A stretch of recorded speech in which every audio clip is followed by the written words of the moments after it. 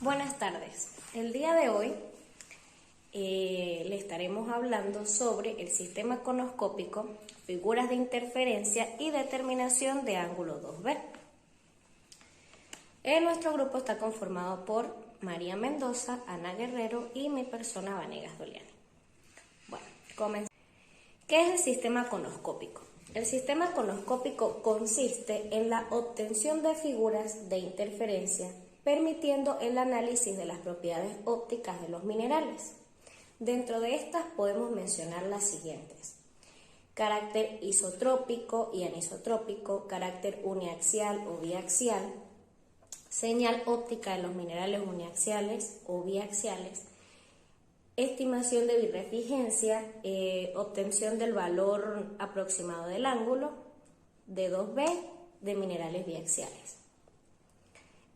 También podemos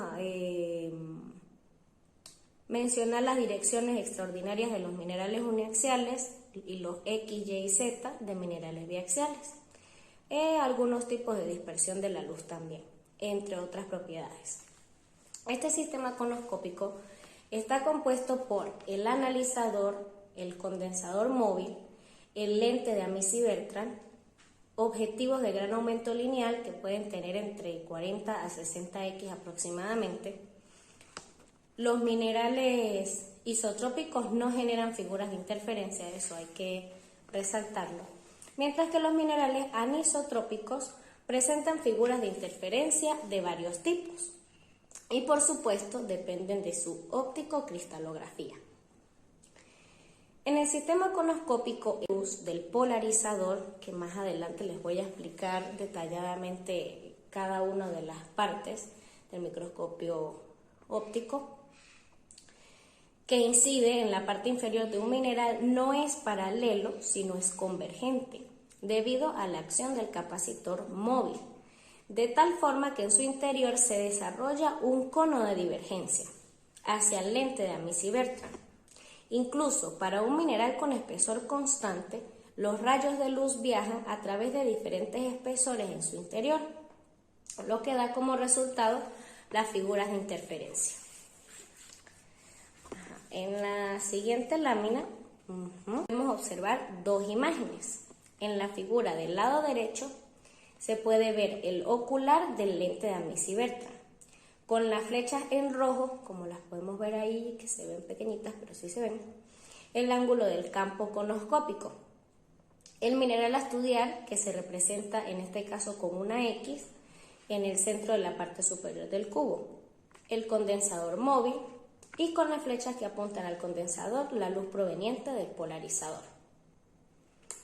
Mientras que en la figura del lado izquierdo, estudiándola de abajo hacia arriba, podemos ver el polarizador, el condensador, en el centro del objetivo, por supuesto, luego el objetivo del alto poder, la imagen ampliada, el analizador, el lente de Amici-Bertrand y por último la figura de interferencia, que es lo que queremos lograr conseguir o lograr observar a través del microscopio. Entonces, según todo lo que hemos visto hasta ahora, se puede considerar que el sistema de iluminación del microscopio es a su vez parte del sistema óptico. Esta clasificación se introduce para distinguir entre los elementos encargados de desviar o tratar la luz y los elementos que proporcionan un soporte estructural entre todas las partes del instrumento. Es decir, en este caso los elementos que pertenecen al sistema mecánico, que de esos no estamos hablando a fondo ahorita, pero igual al final les voy a mostrar cuáles son todos los elementos del microscopio, los vamos a mencionar. Sigamos con la próxima lámina. Ahora vamos a ver componentes de este microscopio. Los dos elementos principales del sistema óptico de un microscopio son el objetivo y el ocular, considerando también el sistema de iluminación, lo que es el foco, el condensador y el diafragma. Entonces, por ejemplo, aquí podemos ver lo que es el objetivo. El objetivo dice que es el sistema de lentes situado más cerca de la muestra, que proporciona una primera imagen aumentada de la observación. Siguiente tenemos lo que es el ocular, que nos dice que es el conjunto de lentes con segundo aumento de la imagen. El tercero, la fuente de la luz, que emite la luz necesaria para iluminar, en este caso, la muestra que estamos estudiando. El condensador, que es la combinación de lentes situado entre la platina y la fuente de luz. Y el diafragma, que su función es abrir o cerrar, aperturar, para que deje pasar más o menos luz y así regular el contraste de la observación del mineral o de la muestra que estamos estudiando. Para que tengan una idea, un objetivo de 40x produce una imagen aproximadamente 40 veces más grande que la imagen real. Resaltando aquí que el polarizador, que se puede decir que son filtros que dejan pasar solamente las ondas de luz que estén vibrando en un plano específico para investigar las propiedades ópticas de los minerales ya mencionadas anteriormente. El analizador, que está situado encima de los objetivos y la ranura para introducir las láminas. Por último, el muy mencionado hasta ahora, el lente de Amici-Vectra, que ustedes dirán, pero Dios, o sea, ¿qué función o para qué se usa ese lente de Amici-Vectra? Ese lente se usa se utiliza para ver la propiedad figura de interferencia, que es el objetivo principal de lo que estamos estudiando en el mineral. Este lente nos mejora la visión, ya que con el ocular forma un sistema óptico que enfoca la imagen producida por el objetivo y la amplía, por supuesto. Entonces, como les prometí hace rato, partes del sistema mecánico como tal, en general todas las partes del microscopio las podemos observar allí en la lámina. Comencemos de abajo hacia arriba. Está lo que es la base, está la platina, las fuentes de iluminación, el diafragma, el brazo, los objetivos, porque tiene 3 objetivos, el revólver, el tornillo micrométrico para pequeños movimientos de aumento, el cuerpo del tubo, el tornillo macrométrico, el tubo y el ocular como tal. Bueno, espero que hayan entendido realmente lo que son los componentes del microscopio y por ende todo lo referente al sistema conoscópico. Ahora les voy a dar un concepto de introducción sobre lo que son las isogiras. Y esto nos dice que es el resultado de las posiciones de extinción de todos los rayos, cuyos planos de vibración de luz coinciden con los polarizadores del microscopio. Mis compañeras más adelante, en la siguiente parte del video, les van a explicar qué son las isogiras, los isocromas, y todo lo demás que vamos a terminar de evaluar y de estudiar sobre este tema.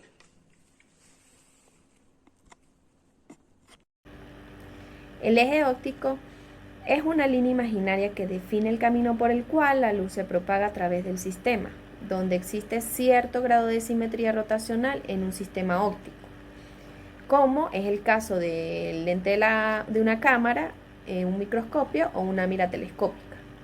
Para dar un ejemplo, en un mineral anisótropo, la luz se propaga en la dirección del eje óptico, como se muestra a continuación en la figura del sistema tetragonal, y presenta un comportamiento isótropo donde la luz vibra en cualquier dirección de un plano horizontal, perpendicular a dicho eje. La estructura del mineral en este plano es tan simétrica como la que presentan los minerales del sistema cúbico, en cualquier dirección. Por tanto, no sufre doble refracción o birrefringencia. Entonces se puede observar que para un mineral tetragonal, la superficie resultante sería un elipsoide de revolución.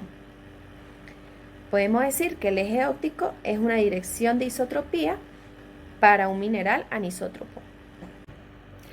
Ahora bien, para la determinación del carácter óptico de un mineral se realiza a partir del estudio de las figuras de interferencia. Esta figura se obtiene mediante un microscopio petrográfico con una iluminación conoscópica, o sea, convergente. lo que implica que debemos utilizar el condensador auxiliar, que sería el condensador número 2, el objetivo de máximo aumento de 40x, los polarizadores cruzados y el lente de Bertrand.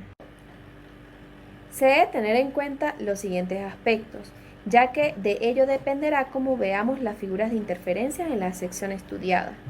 Se debe buscar los granos de menor birrefringencia o doble refracción.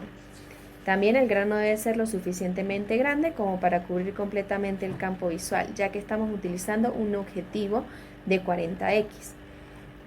El grano debe estar también libre de inclusiones, alteraciones, entre otros. Ahora vamos a explicar las figuras de interferencia uniáxica. Para ello tenemos que tener en cuenta algunas partes de las figuras de interferencia. Una de ellas es el melatopo, que es un punto correspondiente al rayo que se transmite a lo largo del eje óptico.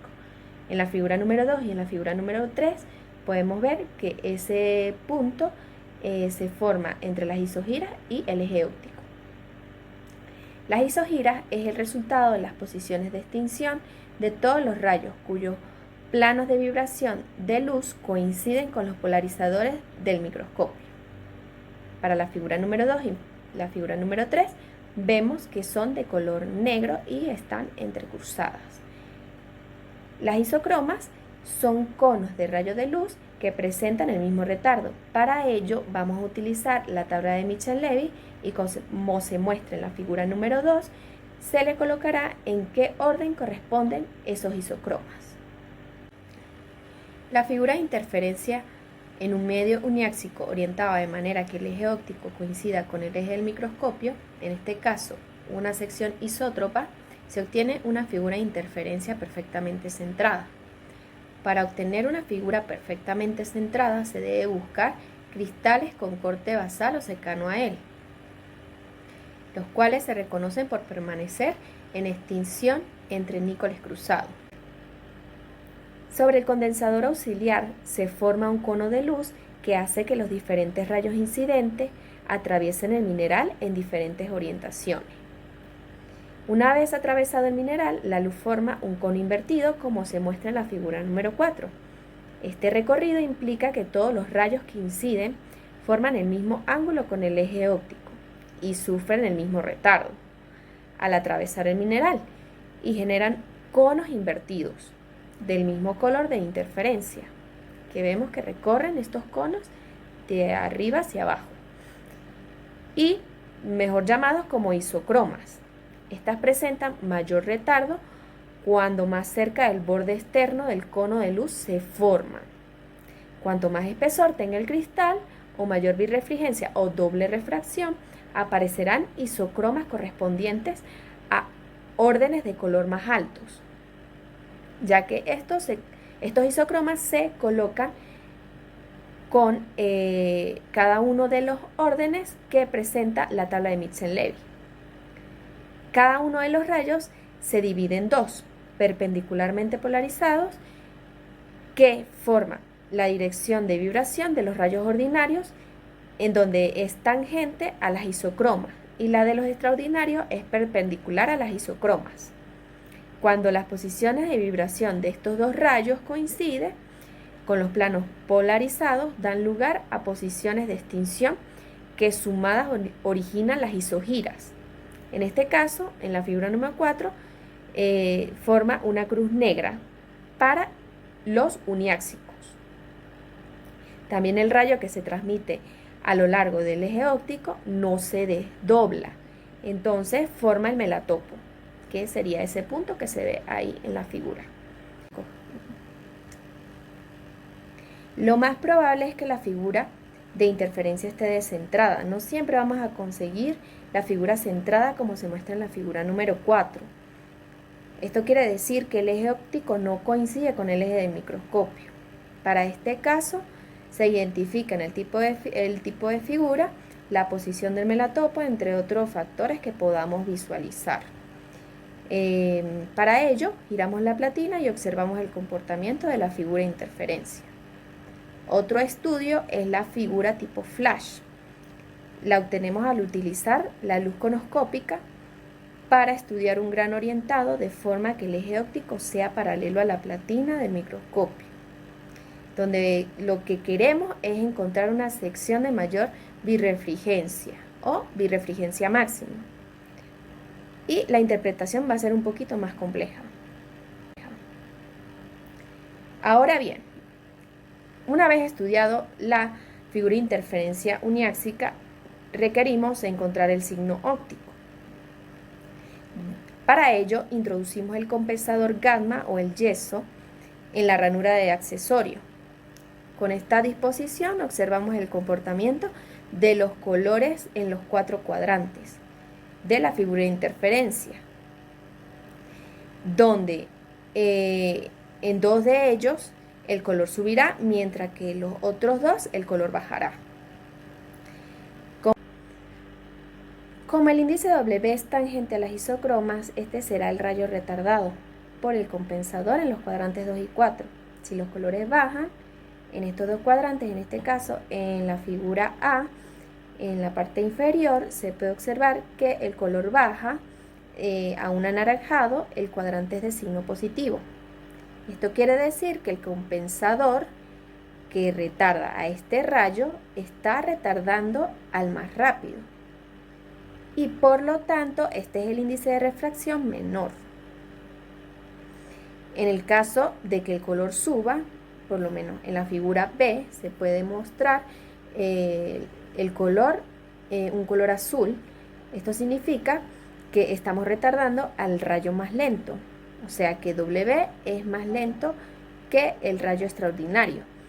Por lo tanto, el signo óptico será negativo.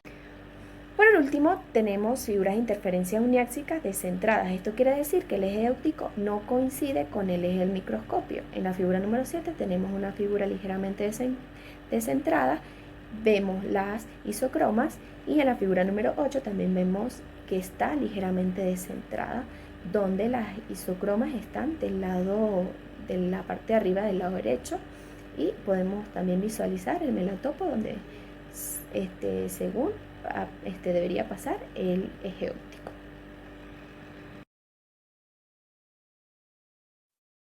Figura de interferencia biáxica. La figura de interferencia biáxica de un mineral consiste en 2 isogiras con forma de brazos de hipérbola, centradas en cada uno de los 2 ejes ópticos, que se juntan y se separan al girar la platina del microscopio, y de 2 grupos de isocromas con centros en los ejes ópticos. Estos isocromas no presentan forma de cono, como en el caso de las correspondientes figuras de interferencias uniáxicas, sino que son superficies más complejas. El aspecto de la figura de interferencia biáxica depende en gran medida de la orientación del grano mineral, y podemos diferenciar 4 tipos principales de secciones: bisectriz aguda, bisectriz obtuosa, con eje óptico vertical, sección paralela al plano óptico. Y además, existen otras posibles secciones aleatorias, pero en todos los casos las figuras están formadas por isogiras y por isocromas. Observación de la figura de interferencia biáxica. El corte más apropiado para la observación de las figuras de interferencia biáxica es aquel normal a la bisectriz del ángulo 2B agudo. A diferencia de las figuras uniáxicas, las biáxicas cambian de forma al girar la platina. En la posición 0 grados, las direcciones privilegiadas del mineral coinciden con las del microscopio. Se formará una figura idéntica a la uniáxica, es decir, 2 isogiras rectas y perpendiculares, pero al girar ligeramente la platina, observamos que la cruz se para en 2 arcos, en el primero y tercer cuadrante o en el segundo cuarto cuadrante, como se puede observar en las imágenes. La distancia entre los melatopos ubicados en la parte más angosta o nítida de los arcos y la curvatura de los arcos adquiere su máximo valor en la posición de 45 grados. Al seguir girando los melatopos, se acercan y la forma de los arcos de las isogiras se hace cada vez más abiertas y rectilínea hasta formar nuevamente una cruz en posición a 90 grados o 0 grados. Si continuamos girando la platina en la misma dirección, se repite el ciclo, pero esta vez los isogiras con formas de arcos se separarán en los otros cuadrantes. Para determinar el signo óptico de la figura de bisectriz, debemos tener en cuenta, en primer lugar, determinar si la figura que tenemos es correspondiente a una sección de bisectriz aguda u obtuosa. En general, las figuras de bisectriz aguda son más nítidas y los isogiras pueden permanecer en el campo visual o próximos a este, al girar la platina. El carácter óptico de un mineral biáxico se determina identificando la posición de los índices de refracción, alfa, beta y gamma. De forma de que si gamma es el que está en la zona de la bisectriz aguda de los ejes ópticos, el signo es positivo. Mientras que si alfa es el que está en la zona de la bisectriz aguda, el signo es negativo. Vamos a compartir pantalla de un ejemplo. En este caso, como podemos ver una figura biáxica de eje óptico, los elementos a utilizar son las isogiras, los isocromas, los melatopos, y en el plano óptico vamos a ver el índice B y el ángulo 2B. Y acá está la determinación del signo óptico. Entonces, acá el condensador de cuarzo, o en este caso en el laboratorio, vamos a tener un condensador de yeso o mica. En la posición de máxima curvatura de las isogiras hay que introducir el compensador. Entonces, al introducirlo, hace un cambio de color. Entonces, para identificar los elementos, acá tenemos las isogiras, acá tenemos los isocromas, y acá tenemos el melatopo. Entonces, el siguiente paso va a ser el color de interferencia de la zona convexa próxima a los isogiras. Ángulo agudo de los ejes ópticos cambia de blanco a naranja. Entonces, vamos a ver si está afuera, blanco cuando cambia a naranja. Por tanto, el retardo del compensador rojo 1 se resta al blanco de esa región de interferencia de la figura de interferencia. Esto significa que en el plano horizontal los índices de refracción de la figura tienen disposición contraria a la del compensador.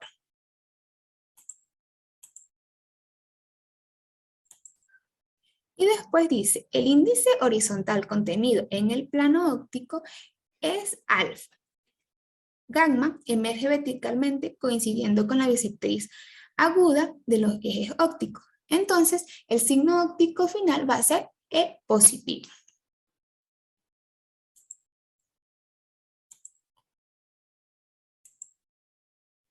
Continuando con la presentación,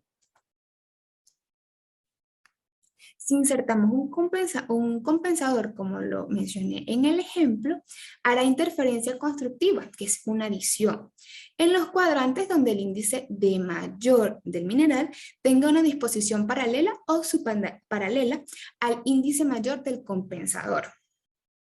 En los minerales biáxicos positivos, esto ocurrirá en el primer y tercer cuadrante, y en los negativos en el segundo y cuarto cuadrante.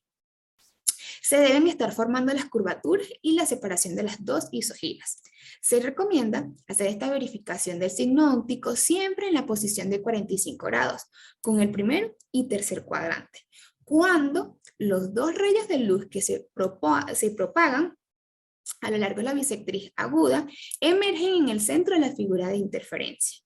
Sabemos que beta siempre será perpendicular al plano óptico, que formará uno de los otros ángulos, que sería alfa y gamma. Este llora perpendicularmente a beta y paralelamente a la bisectriz obtuosa.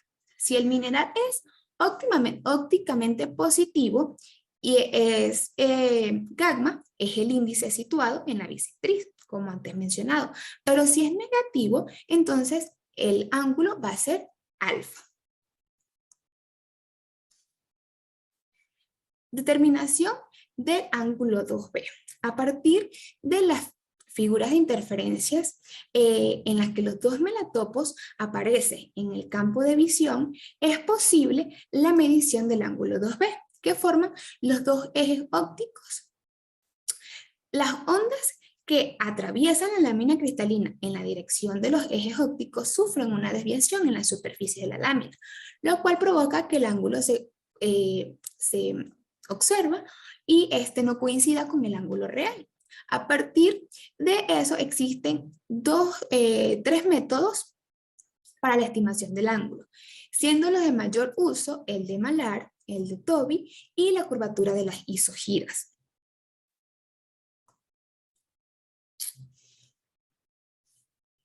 El método de Malar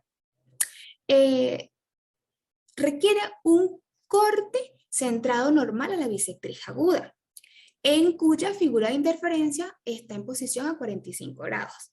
Se mide la distancia entre los melatopos y el ángulo 2B se calcula a partir de una ecuación, el cual es D igual a K seno de E, que significa, la D es la mitad de la distancia entre los melatopos. K es la constante de Meller, pero existe el ángulo, es 2E, que es el ángulo 2B refractado al abandonar el mineral. Y aparte hay una variable que es N con su índice beta, el cual es el índice de refracción del mineral. También tenemos el método de Tobit, que es muy parecido al de Malar. Entonces, esto se centra en una figura de interferencia en la posición de 45 y mide una distancia entre los melatopos y se divide entre el diámetro del campo visual. Y el resultado obtenido va a ser buscado en un diagrama de Tobit. Y allí va a dar directamente el ángulo 2B, pero el primero y el segundo método no somos lo que usamos en laboratorio, sino que el más usado va a ser el de la curvatura de las isogiras, el cual se aplica en los cortes centrados y también en los cortes perpendiculares al eje óptico. En tales cortes, la curvatura de la isogira da una idea aproximada del valor de 2B. Gracias.